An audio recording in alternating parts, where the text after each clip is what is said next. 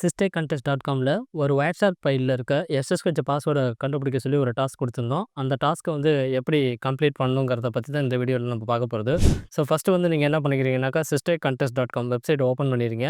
அதில explore content குடுத்தீங்கனாக்கா, WhatsApp சேலஞ்சுக்கான டேப் இருக்கும். அதில போய் ஸ்டார்ட் சேலஞ்ச் குடுங்க.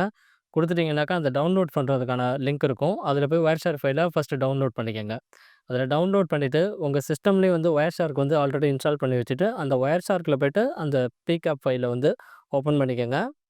ஸோ, இப்போ நாங்க குடுத்துருக்கிறது ஒரு பாக்கெட் கேப்சர் பண்ண ஒரு Wireshark ஃபைல் தான். இந்த ஃபைல டவுன்லோட் பண்ணிட்டு பார்த்தீங்கன்னாக்கா, மேல வந்து டெலிஃபோனின்னு இருக்கும்.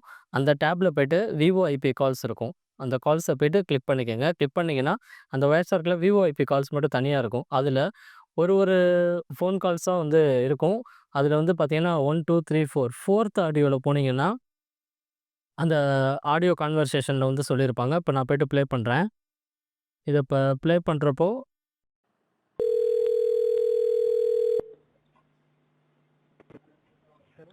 ஹலோ.